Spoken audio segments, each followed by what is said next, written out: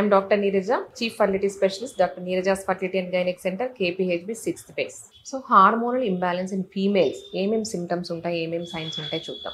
Main ఇప్పుడు modern life style, ఈ junk food, sedentary life style and stress వల్ల చాలా మంది హార్మోనల్ ఇంబ్యాలెన్స్ ప్రజెంట్ అవుతూ ఉంటారు. సో మోస్ట్ కామన్ గా వచ్చేదంటే PCOD and PCOS, polycystic ovarian disease. So దాంట్లో multiple, it's a cascade of events అనమాట. మల్టిపుల్ సిమ్టమ్స్ ఉంటాయి, మల్టిపుల్ సిండ్రోమ్స్ అంటారనమాట. లైక్ ఇన్సులిన్ రెసిస్టెన్స్, సో దీనివల్ల క్రేవింగ్ ఫర్ షుగర్స్ ఉంటాయి, ఇమ్యూనిటీ తక్కువ ఉంటుంది, టైర్డ్ గా ఉంటారు, sleeplessness, restlessness, racing of thoughts అంటాం, ఏదో ఒకటి చేయాలి అని పరిగెడతా ఉంటాం, and irregular periods, infertility and acanthosis nigricans అంటాం. సో ఇక్కడ అంతా స్కిన్ పిగ్మెంటేషన్ వల్ల డార్క్ గా ఉండడము, అండ్ ఫేషియల్ హెయిర్ ఉండడము, ఆయిలీ స్కిన్ ఉండడము, యాక్నే ఉండడం. ఈ యాక్నే అంతా ఏమవుతుందంటే మేల్ హార్మోన్ ఎక్కువ ఉండడం వల్ల ఈ యాక్నే అంతా ప్రెజెంట్ అవుతూ ఉంటారు. డ్రై స్కిన్ ఉంటుంది. సో ఇన్సులిన్ రెసిస్టెన్స్ వల్ల, హై షుగర్స్ వల్ల ఇమ్యూనిటీ తక్కువ ఉంటుంది. So dry vagina, frequent vaginal infections, hair loss, alopecia, male pattern baldness. So ఇక్కడంతా హెయిర్ లైన్ రిసీడ్ అవుతూ ఉంటుంది. సో ఇవన్నీ some hormonal imbalance in females లో ప్రజెంట్ అవుతూ ఉంటారు.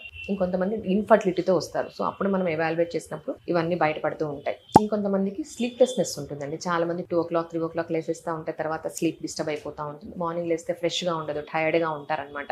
సో ఇంకొంతమంది ప్రీ మెన్స్ట్రువల్ సిండ్రోమ్ దాంతో ప్రజెంట్ అవుతూ ఉంటారు. అంటే బిఫోర్ మెన్సెస్ వచ్చే ముందు 10 days ముందు anxiety, breast pain, depression, restlessness, కోపం ఎక్కువగా ఉండడము, లెగ్ పెయిన్, బ్యాక్ పెయిన్ అట్లంతా ప్రజెంట్ అవుతూ ఉంటారు. అంటే చిరాగ్గా ఉంటారు. జస్ట్ ఒక మాట చెప్పాలన్నా చిరాగ్గా ఉంటారు. ఇవన్నీ ప్రీ మెన్స్ట్రువల్ సిండ్రోమ్ అంటారనమాట. సో దీంతో చాలా మంది ప్రజెంట్ అవుతూ ఉంటారు. ఇంకొంతమంది హాట్ ఫ్లషెస్ అంటాం.